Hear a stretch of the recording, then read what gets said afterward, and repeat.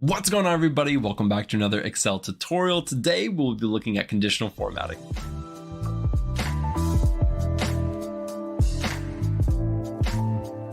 Now, if you've never heard of conditional formatting before, that's okay. I had never heard of it before I became a data analyst. And so now that I've been using Excel a lot, of course, I use it quite a bit. And so I want to show you how to use it. Conditional formatting is basically just a way to see patterns and trends in data. And that's a super simple way of putting it.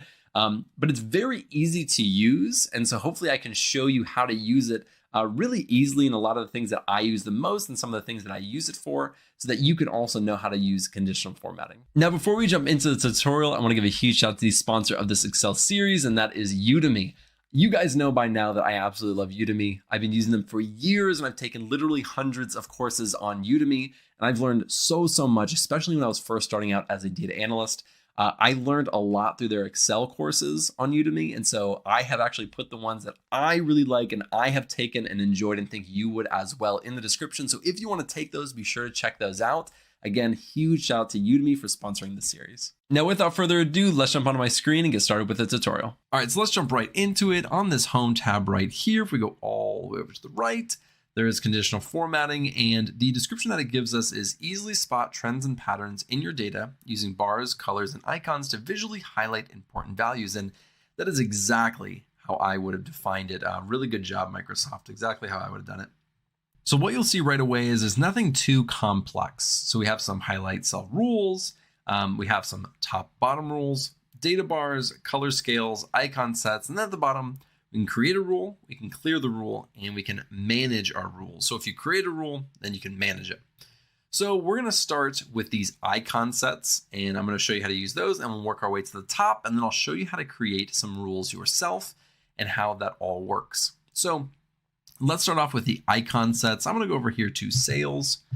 And for this data, we kind of have this trend or pattern that you can kind of see over time. So over the months. So if we go right here and let's use that conditional formatting, let's use that icon sets. And right here, we can use these directional. So, we have this kind of time series of each month that shows us how much paper they're selling.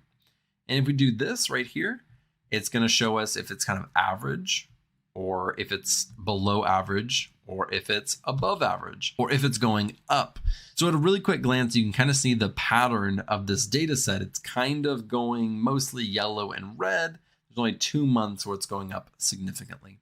Now, we don't have to only do that for one row or one column. You can apply it to all of them, but as you can see, all of these are red. Now, why are they all red? It's because they're using numbers for everything. So they're comparing these 24s and these 50s and 65s against these 450s and 750s. And so they're all going to be red. But if we do it individually, if we do it each row, if we take it just like this, and then we go to icon sets and do it, it's going to be much more representative of the actual printers, not of all the numbers as a whole. And you can do other things. The arrows are ones that you'll probably see the most often. That's the one I've used if I ever do use them. But you can, do ones like this where they have, kind of a trend upward or a trend downward. And so there's just several more arrows. This one only gives you 3. As you can see, this one gives you 5. And you can do, colors or shapes or different indicators and all these different things. And honestly, it's kind of whatever you want to use, whatever makes sense for your data. But, I've really only ever seen like these colors being used. I've never really seen these flags or anything like that. But again, it just depends on what industry you work in. You might see that. Let's go right over here to the demographics, and let's look at our color scales. Now, color scales are going to be probably the most obvious thing that in data bars are going to be the most obvious things in here. If you go right here and you look at this color scale, if it's high, if it's among the top ones, it's green. The lowest, it's red, and you can change that to really any colors you want. Any colors that they offer you. And it does exactly what it does. It's a color scale, a gradient of the colors from high to low or low to high. And so any color that you do, you'll be able to kind of see, what's good and what's not good. That really is color scales in a nutshell. Data bars are, again, super straightforward. it's going to be either a gradient fill or a solid fill. So let's look at the gradient fill. If we do a blue gradient fill, actually, let's get rid of our, let's go over here. Let's go to clear rules from selected cells. We haven't looked at that yet, but that's how you clear it. Let's go to data bars and we'll use this blue gradient. So with this blue gradient, this one is the highest one. So it's going to be completely filled. And this one is 36,000, almost half of this, pretty close. And so it's almost half. This one, again, it's not used very often. You don't see these a lot, to be honest. You just don't. But if you do see it, that's how you use it. That's how it can be done. Again, pretty easy. As I just showed a second ago, if you want to clear the rules, you can clear it from the selected cells. That's what we're doing. So I have column G selected, and I'm gonna clear that. If you want to clear the rules to the entire sheet, you can do that as well. So it would affect every single column and row. We'll just do this for now. So now let's go look at the top bottom rules. So this is the top 10 items, top 10%, bottom 10 items, bottom 10%, above average, and below average. And they're going to do exactly what you think they are going to do. If you select above average, it is going to select or highlight the cells that are above the average in column G. So let's look at the salaries that are above average. All right. And so the ones that are at the very top are Michael Scott's, Toby Flenderson's, and Dwight Schrute. No shock there. I believe the average is somewhere around like 48,500 or something. So I think this one is just below it. And so all these other ones are below average. And that's just because, Michael Scott and Dwight Schrute and Toby are kind of bringing up that average quite a bit. So everyone else is going to fall beneath that. And so at a super quick glance, you're able to just highlight the cells and you're able to see who is above average. And, you can do this in a lot of different ways in Excel, but this is just a really simple, fast way to do that. Let's get rid of that real quick. And let's go back up here. And now we can, let's go to top bottom rules. And now we can see the below average, and it's going to highlight all the other ones. And so it works exactly how you think it is going to work. And this is the default way that it highlights these cells. So it highlights them this kind of see-through red, and then it highlights the actual text or the characters in there red as well. Now, I'm not going to go through and show you every single one of these top bottom rules. I think they're pretty self-explanatory. I just kind of wanted to show you what happens when you do use one of them. It's going to highlight that cell. So let's go up here to the highlight cells rules. And honestly, these are the ones that I use by far the most. All these other ones combined, I do not use more than this highlight cells rules. And the one in here that I use more than any other conditional formatting rule is this duplicate values. So I'll start with that really quick, and I'll kind of show you a few of these other ones. But this duplicate values, to me, is one of the most useful ones. And so let's kind of show you how that works. If you go to the start date, you can see that we have a duplicate value right here. And if we go over here to conditional formatting, highlight cells rules, and duplicate values, it is going to highlight the duplicate, and that says duplicate right here. Now we can go through here and click on unique, and then it would highlight all the ones that are not duplicates. So you can use it, kind of in a similar inverse way. It's just different, but I use the duplicate almost always. Another thing that you can do is go over here and you can change the color, or you can even do a custom, which I almost never do that. It's not something I spend a lot of time doing. I typically just stick with this one. So you can do that, and it's going to highlight, something that has a duplicate value in there. Now, why do I use this so much? Well, I work with a lot of different types of data sets, but one thing that you'll find in almost all of them is they have some type of ID, and they're going to have some type of personal information, whether that's a social security number or an address or, or a cell phone number or something like that.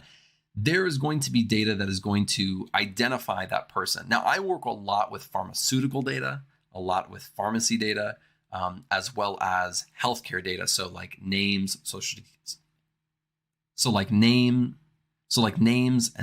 names, So like names, social security numbers, addresses, phone numbers, all of those things, all that customer or client information. And oftentimes when I get a new data set and I have it in Excel or I convert it to Excel, I will start using these duplicates to try to find issues with the data. And I find them all the time. Either there's an employee ID or some type of customer ID or client ID that has a duplicate in there that should not be in there, or there's multiple social security numbers, or there's an issue in some other way. And I'm able to find those things and spot those patterns using this duplicates. And I promise you, I use this one almost every single time I open a new data set or I work with a new client working with their data. And so I wanted to show you this one. I wanted to really press upon you that this one is a really, really, really good one to know and learn how to use. It's not complicated. It's not hard. It just shows you, if there's a duplicate value. But I wanted you to know how I use it and how often I use it so that you can, pick that up and put that in your toolkit in your back pocket so that you can use that later on if you have a similar need or if you're trying to do something similar to what I was just talking about. So that is how duplicates work. Again, super great. It's obviously not super useful when you're only using 10 rows, but when you have 50,000, 100,000, and there should be 0 duplicates in there, and you highlight it, and then you come right here, use the filter, and we're going to filter, and we're going to sort by the color, and it allows you to sort by the color, and you have duplicates in there, then that's a problem. And you identified a problem super quickly. And some of those things, they slip by because nobody checks it. And so that's something that I often check. And if you go here and you sort by color and there isn't an option to do this pink red color, then that means there aren't any duplicates, and that's a really good thing. Most of the time, that's a really good thing. So let's go ahead and we're going to clear that as well as get rid of our conditional formatting rules. Now, another one that I use a lot is this one right here, which is the text that contains. Honestly, this one comes a lot in handy, especially when you're looking for like a specific keyword. In my case, a lot of times I was using this when I was going through drug names. I am not a doctor. I do not pretend to be a doctor. And so when I was looking for lorazepam or something like that, I would just search for like Loraz or something, and not Lorax, but Loraz, I would just search for it, and then all the ones that contain that would pop up. I can bring them to the top and I can see them. And to me, that's super, super useful. And I would do that all the time. And so in this case, we're looking at emails, and let's say we only wanted to pull all the ones that are Gmail. And so now we can go through and we can, click OK, and that's going to pop up. Or we want all the ones that have Dunder Mifflin. And if we click on that, all the ones that are Dunder Mifflin come up or have Dunder Mifflin in it. And again, we can sort by, or we can, and so we can sort by right here, and we can bring all those to the top. And so super, super useful. And another use for it that you may not think of is something like if it's, there's some incorrect data in there. This happens often with phone numbers, addresses, start dates, or dates in general, date formats, where you can go in here and you can say text that contains, and if you put in a dash and it has it in there, then that is wrong. Now that is really all I wanted to show you in the highlight cells rules. The duplicate values in the text contains are by far the ones that I use the most. All the other ones I have used, these ones not so much, but in these highlight cells rules, I use these two all the time. Sometimes I use this between. I don't really use these other ones as much, although I have used them. And so if you got nothing else from this video, I just wanted you to know that these two are super useful. And if you haven't used them before, to maybe try them out and see how you can apply them to your own data sets. Now, we've looked at all of these preset ones in conditional formatting, but you can also do a new rule. And so if we click on new rule right here, and we go down to use a formula to determine which cells to format, we can add our own formula in here that will then highlight exactly what we want. And so if there isn't a preset rule that you like, and it doesn't have the option that you want, you can do almost any formula that you want in our formulas video that we did a few weeks ago. And you can put it in here, and then you can format what you want the cell to look like if it meets that criteria. So let's take this right over here. And before we start this formula, I just want you to note that I have H11 highlighted. That's going to come into play in just a little bit, but I wanted you to be aware that H11 is the cell that we're highlighted. So what we're going to do is we are going to create our formula. Now, if you've never created a formula, I highly recommend watching my formulas tutorial, because that is going to show you how to do this. But all we're going to do is we're going to do equals. That's how you start how you actually create a formula. And we're going to give it this range right here. And so it's going to take everything from G2 to G10. Now, these dollar signs are super important. If you don't know how to use them or you don't know what they do, you're going to mess up this formula a lot. And so what this dollar sign basically does is it's basically hard coding it in there. It is only going to look at G2 and is only going to look at G10 or through G10 because of that colon. And this can come into play because if you have something selected like the H11, it's going to mess it up, because now if you have H11 selected like we do, you'll see this in a second, it's not going to be applied to this. And again, I'll show you that in just a minute, but we don't want this hard coded in there. Okay, but we do have to select the proper range in a second. So we're going to get rid of this. We're going to get rid of the dollar signs because we want it to be pretty fluid and be able to be applied basically anywhere we want. Let's go into this formula. If it meets our criteria, let's give it a border, and we'll give it some color. We're going to say if this is greater than 50,000. So let's hit OK, and nothing happened. So let's go back and see why. So if we go to our manage rules, you can see that it still has the G2 to G10 is greater than 50,000, but it only is being applied to this H11 cell, which really makes no sense. So if we had wanted to get it done the first time, we would need to have basically selected that G2 to G10 right away. But we can do that now. So let's get rid of this, and we're going to say G2 to G10. And that is hard coded in there. That should be fine still, but let's see what it does. And so now every single thing is highlighted. And why is that? That's because when we changed it, it also changed the format of it because we changed the cell that we were looking at. So we need to come back here.